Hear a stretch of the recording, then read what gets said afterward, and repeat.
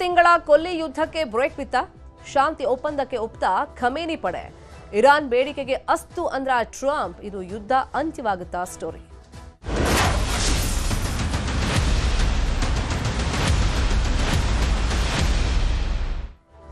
America ಹಾಗೇನೆ Iran ನಡುವೆ ಶಾಂತಿ ಒಪ್ಪಂದ ಅಂತಿಮವಾಗಿದೆ ಅನ್ನೋ ಮಾಹಿತಿ ಇದೆ. ಹಿನ್ನೆಲೆಯಲ್ಲಿ ಜೂನ್ 19ನೇ ತಾರೀಕು ಸ್ವಿಟ್ಜರ್ಲೆಂಡ್ನಲ್ಲಿ ನಾಯಕರು ಸಹಿಯನ್ನ ಹಾಕ್ತಾರೆ ಅನ್ನೋ ಮಾಹಿತಿ ಇದೆ. ಮಧ್ಯಪ್ರಾಚ್ಯ ಯುದ್ಧಕ್ಕೆ ಈ ಬೆಳವಣಿಗೆ ಆದ ನಂತರ ಅಂತಿಮ ತೆರೆ ಬೀಳುವಂತ ಸಾಧ್ಯತೆ ಇದೆ. ಮತ್ತೆ ಅಲ್ಲಿ ಯುದ್ಧದ ಕಾರ್ಮೋಡ ಆವರಿಸಿತ್ತು. ರಾಜತಾಂತ್ರಿಕವಾಗಿ ಮಾತುಕತೆ ಅಂತಿಮ ಹಂತದಲ್ಲಿ ಇದ್ದಾಗ ಮತ್ತೆ ಅಲ್ಲಿ ದಾಳಿ ಪ್ರತಿದಾಳಿ ನಡೀತಾ ಇದ್ದಿದ್ದು ಜಾಗತಿಕವಾಗಿ ಆತಂಕಕ್ಕೆ ಕಾರಣವಾಗಿತ್ತು.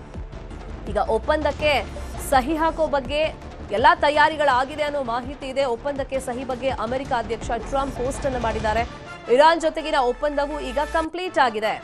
ಅಮೆರಿಕ ನೌಕಾಪಡೆಯ ದಿಗ್ಬಂಧನವನ್ನ ನಾವು ತೆಗೆದು ಹಾಕ್ತಾ ಇದ್ದೀವಿ. ವಿಶ್ವದ ಹಡಗುಗಳೇ ನಿಮ್ಮ ಎಂಜಿನ್ಗಳನ್ನ ಸ್ಟಾರ್ಟ್ ಮಾಡಿ, ತೈಲವು ಮುಕ್ತವಾಗಿ ಹರಿಯಲಿ ಅಂತ ಹೇಳಿ ಟ್ರಂಪ್ ಪೋಸ್ಟ್ ಅನ್ನು ಹಾಕಿದ್ದಾರೆ. ಅಮೆರಿಕ ಇರಾನ್ ಶಾಂತಿ ಒಪ್ಪಂದಕ್ಕೆ ವಿಶ್ವಸಂಸ್ಥೆ ಸ್ವಾಗತವನ್ನ ವ್ಯಕ್ತಪಡಿಸಿದೆ. ಈಗ ಒಂದ್ ಕಡೆ 19ನೇ ತಾರೀಕು ಸ್ವಿಟ್ಜರ್ಲೆಂಡ್ನಲ್ಲಿ ಶಾಂತಿ ಒಪ್ಪಂದಕ್ಕೆ ಸಹಿ ಹಾಕೋ ಬಗ್ಗೆ ಎಲ್ಲಾ ತಯಾರಿಗಳಾಗಿದೆ. ಈ ಬೆನ್ನಲ್ಲೇ ಶಾಂತಿ ಒಪ್ಪಂದದ ಬಗ್ಗೆ ಟ್ರಂಪ್ ಪೋಸ್ಟ್ ಅನ್ನು ಕೂಡ ಹಾಕಿದ್ದಾರೆ. ಮಧ್ಯಪ್ರಾಚ್ಯ ಸಂಘರ್ಷಕ್ಕೆ ಈ ಮುಖೇನ ಅಂತಿಮವಾಗಿ ತೆರೆ ಬೀಳುತ್ತಾ ಅಂತ ಹೇಳಿ ಚರ್ಚೆಗಳಂತೂ ಸಹಜವಾಗಿ ನಡೀತಾ ಇದೆ.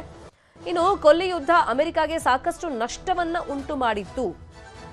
ಅಮೆರಿಕ ಇರಾನ್ ನಡುವೆ ಶಾಂತಿ ಒಪ್ಪಂದಕ್ಕೆ ಈಗ ಕೌಂಟ್ ಡೌನ್ ಶುರುವಾಗಿದೆ. 19ನೇ ತಾರೀಕು ಈಗ ನಾಯಕರು ಸಹಿಯನ್ನ ಹಾಕ್ತಾರೆ. ಅಂತಿಮವಾಗಿ ಶಾಂತಿ ಒಪ್ಪಂದಕ್ಕೆ ಸಹಿಯನ್ನ ಹಾಕ್ತಾರೆ. ಲೆಬನಾನ್ ಸೇರಿದಂತೆ ಎಲ್ಲಾ ಕಡೆ ಸೇನಾ ಕಾರ್ಯಾಚರಣೆಯನ್ನ ಈ ಮುಖೇನ ಸ್ಥಗಿತಗೊಳಿಸಲಾಗುತ್ತೆ. ಇನ್ನು ಹರ್ಮುಜ್ ಜಲಸಂಧಿ ತೆರೆಯೋದಕ್ಕೆ ಟ್ರಂಪ್ ಅನುಮತಿಯನ್ನ ಕೊಟ್ಟಿದ್ದಾರೆ. ಯಾವುದೇ ತೆರಿಗೆಯನ್ನ ಇನ್ನು ಮುಂದೆ ಪಾವತಿ ಮಾಡಬೇಕಾಗಿಲ್ಲ. ಅಮೆರಿಕದ ನೌಕಾ ನಿರ್ಬಂಧ ತೆರವು ಪ್ರಕ್ರಿಯೆಗೆ ಚಾಲನೆಯನ್ನ ನೀಡಲಾಗ್ತಾ ಇದೆ. ತೈಲ ಮುಕ್ತವಾಗಿ ಹರಿಲಿ ಜಾಗತಿಕವಾಗಿ ಅಂತ ಟ್ರಂಪ್ ಈ ಬಗ್ಗೆ ಪೋಸ್ಟ್ ಅನ್ನು ಹಾಕಿದ್ದಾರೆ. ಮುಂದಿನ 60 ದಿನಗಳಲ್ಲಿ ಅಣು ಕಾರ್ಯಕ್ರಮದ ಬಗ್ಗೆನೂ ಕೂಡ ಚರ್ಚೆಯನ್ನ ಮಾಡಲಾಗುತ್ತೆ. ಇರಾನ್ ಮೇಲಿನ ಆರ್ಥಿಕ ನಿರ್ಬಂಧ ನಿಧಾನವಾಗಿ ಹಂತ ಹಂತವಾಗಿ ಸಡಿಲಿಕೆ ಮಾಡ್ತಾ ಹೋಗಲಾಗುತ್ತೆ.